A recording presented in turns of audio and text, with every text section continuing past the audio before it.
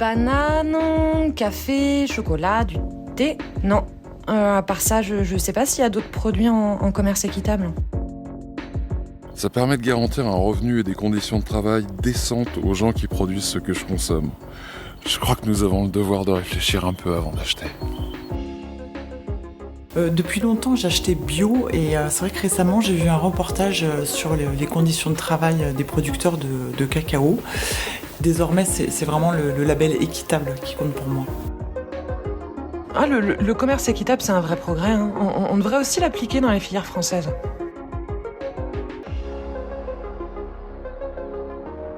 Alternative au commerce dominant, le commerce équitable est dans sa définition officielle un partenariat fondé sur le dialogue, la transparence et le respect. En clair, c'est un système qui vise à réduire les inégalités en garantissant aux producteurs et productrices une rémunération plus équitable et de meilleures conditions de travail.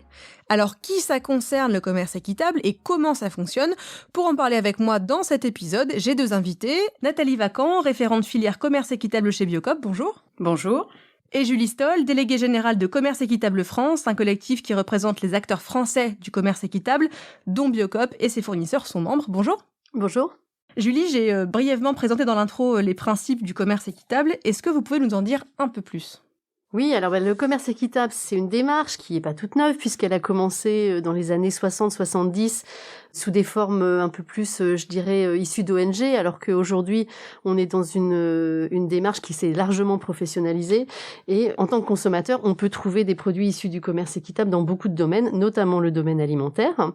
Et ça reste une démarche militante qui vise à, je dirais, rendre plus conscients nos actes de consommation, faire en sorte que les consommateurs se rendent compte, en fait, quand ils achètent des produits, qu'à l'autre bout de la chaîne, il y a des producteurs et des productrices, et quand ils font le choix d'un produit avec un label de commerce équitable, derrière, l'idée, c'est d'avoir des producteurs et des productrices qui vivent mieux de leur métier. Un côté vertueux, en fait. On veut une pratique de consommation plus vertueuse.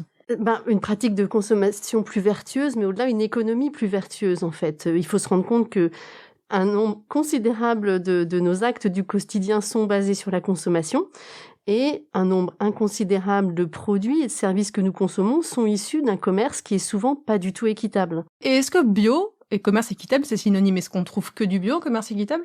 Non, on trouve du commerce équitable qui est pas forcément bio, mais il y a évidemment des liens qui sont très forts, notamment sur le marché français, parce qu'effectivement, quand dans le domaine de l'alimentation et dans le domaine de l'agriculture, quand on paye un meilleur prix aux producteurs et aux productrices, et ben derrière, ça leur donne les moyens d'investir dans des modes de production qui vont être beaucoup plus respectueux de l'environnement.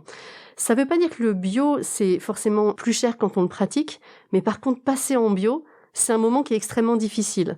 Et il faut se rendre compte que le commerce équitable, il s'adresse beaucoup à des paysans, des producteurs, des productrices, qui sont souvent le maillon le plus faible des chaînes de valeur. Ça veut dire qu'en fait, les chaînes commerciales ou les chaînes du commerce, que ce soit du commerce mondial ou du commerce national, certains acteurs ont beaucoup plus de pouvoir que d'autres. Et ceux qui ont le moins de pouvoir, en général, ce sont les producteurs agricoles.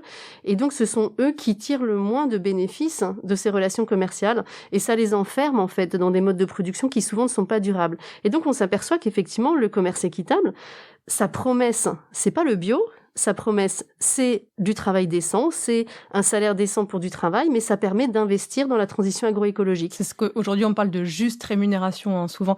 Julie, vous évoquiez donc la relation peut-être un peu plus vertueuse et éthique entre consommateurs et consommatrices et producteurs-productrices. Nathalie, quels sont les critères qui définissent une relation de commerce équitable, cette fois entre acheteurs et producteurs-productrices? Alors le premier, ça va être un prix juste, c'est-à-dire celui qui couvre les coûts de production, qui est donc décorrélé du prix du marché, et ça va être un prix plancher qui couvre vraiment les coûts de production, et donc quelles que soient les fluctuations du marché, le prix minimum sera ce prix plancher. Ensuite, ça va être un engagement commercial de 3 ans, minimum, qui permet aux producteurs d'avoir de la visibilité, et de voir s'il peut investir ou pas grâce à cet engagement. C'est-à-dire acheter des machines ou peut-être passer au bio, des choses comme ça? Exactement. D'accord. S'il veut faire, par exemple, une transition vers le bio, c'est 3 ans de conversion. Donc, il peut se dire, bon, là, j'ai du volume pour 3 ans, donc je peux envisager ça. Ensuite, ce qui est important, c'est aussi d'avoir une organisation collective avec une gouvernance démocratique. Donc, c'est bien la structure elle-même qui va décider de son avenir. Ce n'est pas l'acheteur qui va intervenir. Après, ça va être d'avoir de la traçabilité, de la transparence tout au long de la chaîne, donc entre acheteurs et producteurs. Ça, c'est ce qui est dans les critères de la loi en 2015. La France est la seule à avoir une loi sur le commerce équitable. Dans le monde entier. Oui, c'est ça. Dans le monde entier, la France est le seul pays à s'être doté actuellement d'une définition légale sur le commerce équitable. Il y a des embryons de discussion en Italie, en Belgique, au Maroc, au Brésil. Mais en France, on est le seul pays où cette loi a abouti. Et il faut savoir aussi qu'elle est en train d'évoluer. On est en pleine discussion sur la loi climat et le commerce équitable fait son entrée dans la loi climat.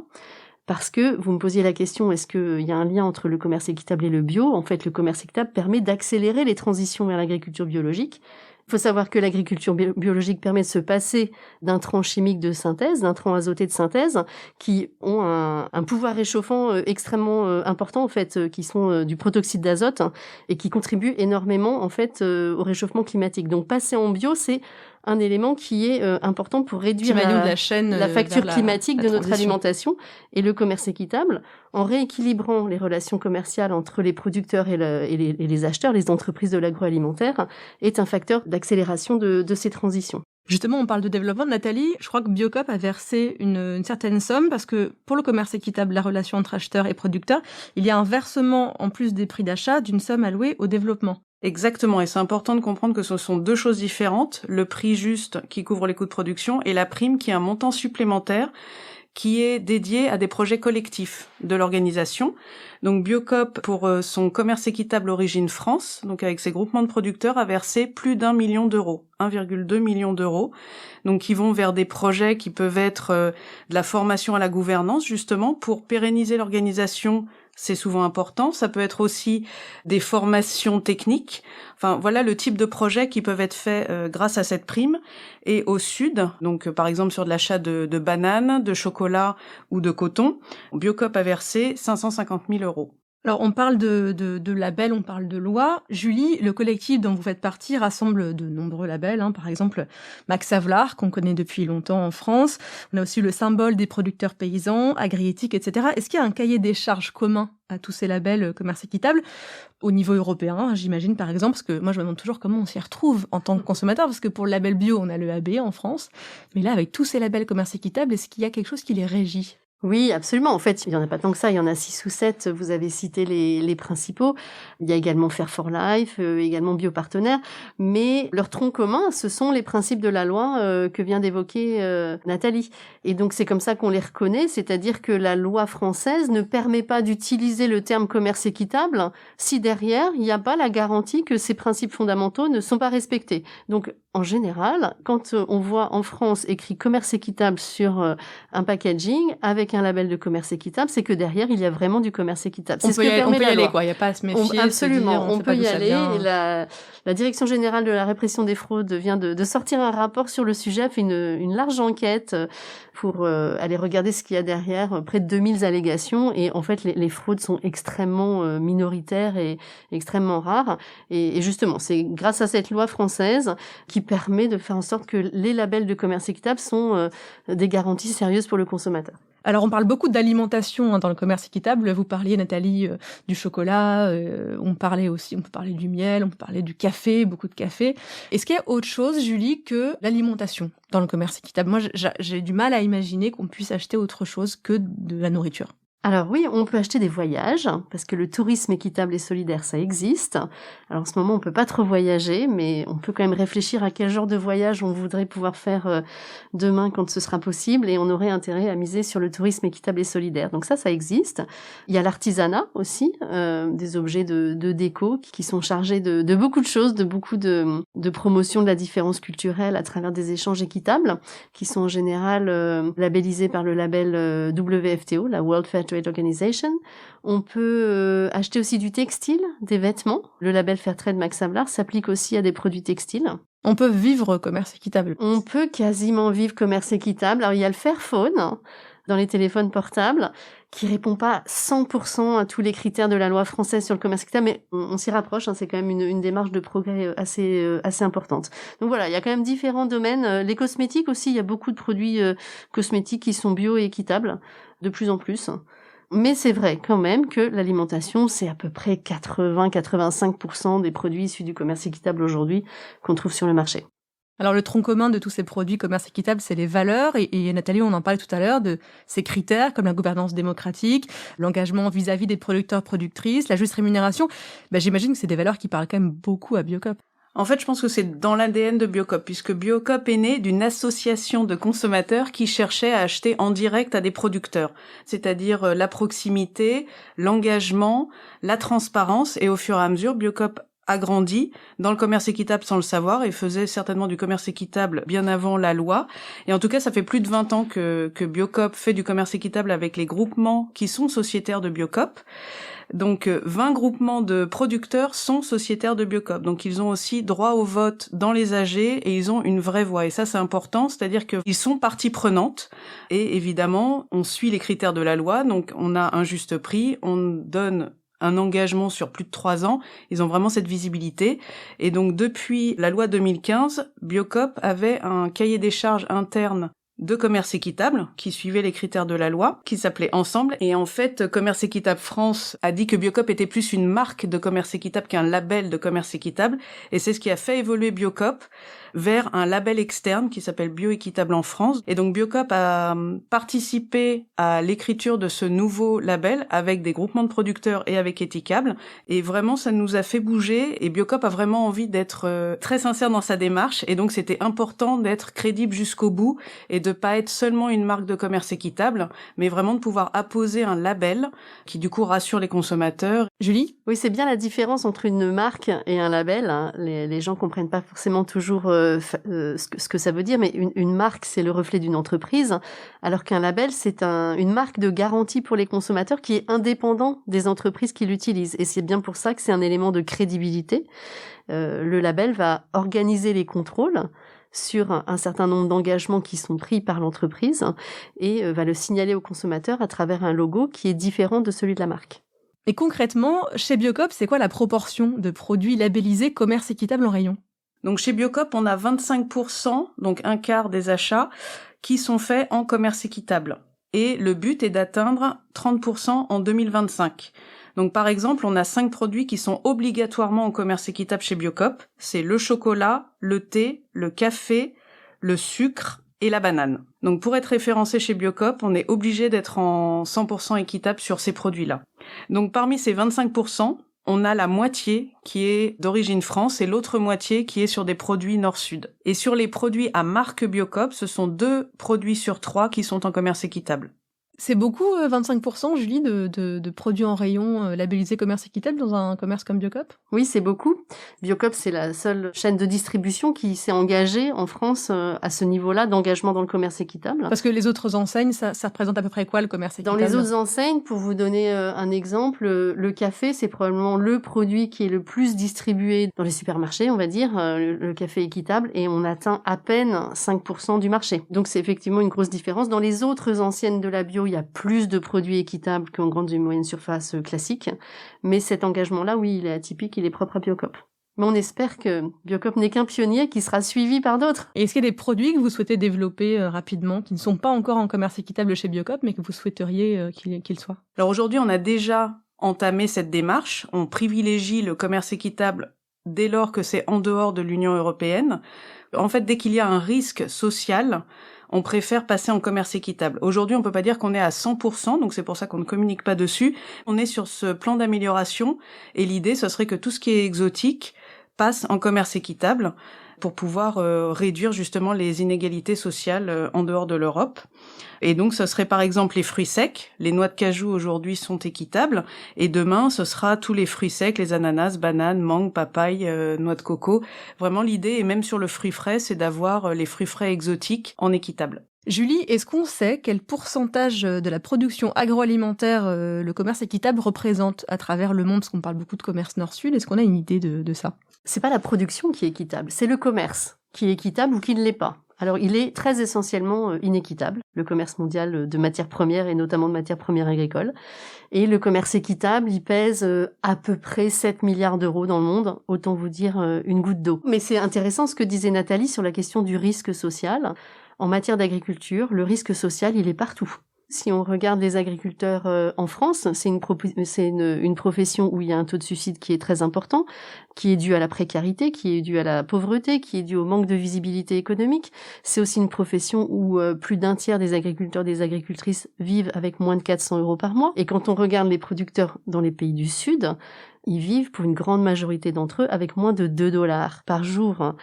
Et donc, la démarche de Biocop de se soucier du risque social, qu'on soit en bio ou pas en bio, elle est extrêmement importante. Et donc aujourd'hui, le commerce équitable, il est à la fois en pleine croissance, et donc c'est assez satisfaisant, parce qu'il y a peu de démarches économiques avec une croissance à 2 chiffres, comme ça, depuis plus de 5 ou 6 ans. Mais ça représente encore aujourd'hui une extrême minorité des échanges. Alors justement, c'est quoi les obstacles à une conversion vers le commerce équitable ? Alors souvent, on pense conversion au commerce équitable comme on pense à conversion bio. Conversion bio, c'est la transformation des modes de production et ça concerne les producteurs. Là, dans le commerce équitable, c'est pas les producteurs qui doivent se convertir, ce sont les commerçants. Et alors, c'est quoi les obstacles ? Les obstacles, c'est les règles du jeu, c'est la concurrence, c'est-à-dire que certaines entreprises comme Biocop ou comme Etikab ou comme Malongo vont vraiment investir dans ce projet de commerce équitable, en faire une image de marque et vont réussir à se démarquer sur le marché et à trouver des consommateurs. Pour beaucoup d'autres entreprises, ça veut dire forcément payer un peu plus cher la matière première et probablement avoir des difficultés à trouver sa place sur le marché parce qu'il n'y a rien dans les règles du jeu aujourd'hui qui vont favoriser ce genre de bonne démarche. Aujourd'hui, tout dans les règles du jeu du commerce mondial, de la fiscalité, ne vont pas décourager en fait les mauvaises pratiques des entreprises. Et donc c'est peut-être ça. Le plus fort facteur, c'est qu'il n'y a rien aujourd'hui dans notre organisation sociale, juridique, fiscale et autres qui va encourager les entreprises à internaliser les coûts sociétaux, c'est-à-dire à prendre en compte les questions environnementales, prendre en compte les risques sociaux et à avoir des bonnes pratiques, parce qu'il ne faut pas se leurrer, payer plus les producteurs, ça coûte forcément un peu plus cher. Et donc voilà, donc je pense que c'est les règles du jeu de la concurrence qui est le premier frein à l'adoption de ces pratiques-là par les entreprises, parce que par ailleurs, sur le marché, clairement, la demande des consommateurs et la demande des citoyens, elle est bien là. Mais j'imagine, Julie, que comme la bio, par exemple, le commerce équitable, ça induit forcément un surcoût pour les consommateurs, mais qui n'est pas non plus absorbé par les magasins. C'est de quel ordre ce surcoût par rapport à un commerce qui ne serait pas équitable ? Ça dépend, c'est très difficile à dire.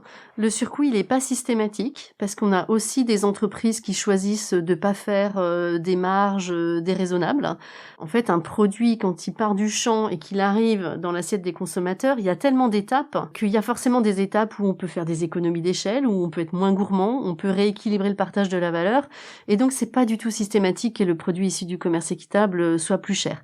Quand c'est le cas, on est rarement au-dessus de 10%, et à qualité égale, c'est pas systématique. Les fruits et légumes chez Biocop, par exemple, ils sont en bio, mais ils sont aussi en commerce équitable, et les dernières études de l'UFC Que Choisir montrent qu'en magasin spécialisé, les fruits et légumes bio sont moins chers qu'en grande surface. Nathalie ? Par exemple, sur le café, il y a une étude du Basique qui est intéressante, qui montre que la captation de la hausse du café pour le consommateur, c'est pas parce que la matière première est plus chère, c'est bien parce que, par exemple, on va sur de la dosette, donc c'est le conditionneur qui est au centre, qui va avoir le maximum de valeur ajoutée. Ce n'est pas le producteur, et pour autant, le consommateur est prêt à payer plus cher son café.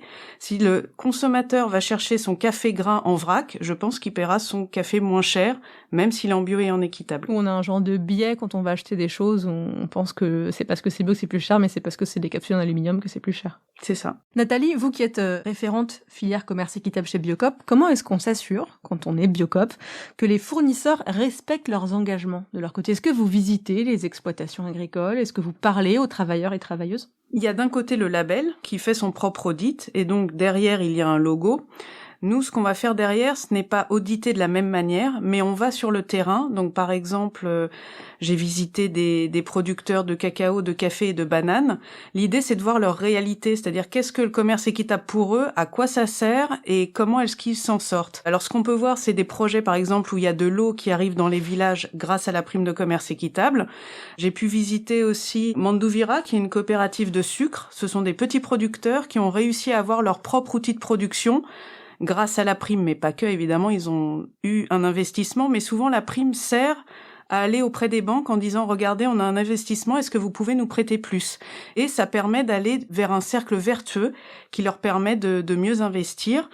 Donc ce qu'on regarde, c'est quel type de projet ils peuvent mettre en place, derrière de discuter avec les producteurs, est-ce qu'ils sont contents du commerce équitable ou pas. Et en général, je vais pas vous mentir, ils ne vivent pas dans des châteaux, mais clairement, en bio plus commerce équitable, c'est quand même là qu'ils s'en sortent le mieux, là où ils peuvent investir dans leur parcelle, dans leur production, et ce que disait Julie tout à l'heure, ça leur permet aussi de mieux respecter l'environnement. Par exemple, en cacao, ça va permettre au producteur de rénover sa parcelle, plutôt que d'aller chercher dans une forêt, d'abattre des arbres et d'aller chercher une terre qui a beaucoup plus de nutriments. Il va pouvoir travailler sa parcelle et donc on évite d'une certaine manière la déforestation. Là, on parle du cacao par exemple, c'est un très bon exemple. Donc pour lutter contre la déforestation, c'est intéressant d'avoir du commerce équitable. Dans les supermarchés français, les produits qui sont labellisés commerce équitable, c'est souvent des produits qu'on dit du sud, le café, le chocolat, le sucre de canne, le thé, plein de choses qui sont pas produites en métropole en tout cas. Est-ce qu'il existe une offre commerce équitable française? Vous en parliez au tout début de cet épisode, des carottes, de la farine, je sais pas, des choses de tous les jours. Tout à fait. Il y a plusieurs filières en France qui sont déjà en commerce équitable, et notamment chez Biocoop, on s'appuie sur les groupements sociétaires de Biocoop. Donc ce sont les filières lait, céréales, fruits et légumes frais, les légumineuses, la viande également, principalement. Julie, est-ce qu'on a déjà un retour d'expérience, comme on dit, de la part des producteurs et productrices françaises qui sont en commerce équitable? Et ça concerne combien de personnes d'ailleurs? Alors aujourd'hui, le commerce équitable sur les filières françaises, elles sont exclusivement en agriculture, sur l'alimentation. Ça concerne à peu près 10 000 producteurs et productrices, assez bien répartis finalement sur tous les domaines de l'alimentation qu'a évoqué Nathalie, sur le lait, le blé, les grandes cultures, les légumineuses, les fruits et légumes et la viande. Et ça se diversifie très largement. Et donc on a pas mal de retours d'expérience de différentes natures, d'abord parce qu'il y a une vraie proximité, donc on les connaît, ces producteurs et ces productrices, et puis parce qu'il y a des études également qui sont faites, des études d'impact ou des monographies, comme on peut avoir sur les filières nord-sud ou les filières issues des pays en développement. Et donc on s'aperçoit effectivement que les producteurs et les productrices vivent mieux de leur métier, ils sont beaucoup plus sereins, ils apprécient la qualité de la relation avec leurs acheteurs, ils apprécient la visibilité économique. On s'aperçoit aussi que le commerce équitable, c'est un vrai facteur d'accélération de la transition, et donc les groupements de producteurs qui bénéficient d'un commerce équitable sont en capacité de grossir, c'est-à-dire d'accueillir des nouveaux exploitants, des nouveaux producteurs et productrices, et de les soutenir dans leur conversion. Et donc c'est intéressant parce qu'on est dans un environnement économique avec ce prix juste, avec cet engagement sur la durée, mais aussi un environnement relationnel qui est tout à fait propice à la transformation de notre alimentation et de notre agriculture. Et ça, c'est les principaux retours qu'on a aujourd'hui sur les filières françaises de commerce équitable, qu'on soit déjà dans le bio ou qu'on soit pas dans le bio, parce qu'il y a aussi des filières qui sont pas encore en bio, mais on voit que leur passage en bio est accéléré, et ça, c'est aussi intéressant. Merci beaucoup Nathalie Vacant d'être venue parler commerce équitable, et merci à vous aussi Julie Stoll. Merci à vous. Merci. Vous venez d'écouter Plus bio la vie, un podcast proposé par Biocoop et Slate.fr. Retrouvez tous les épisodes sur Slate.fr et vos applis de podcast préférés.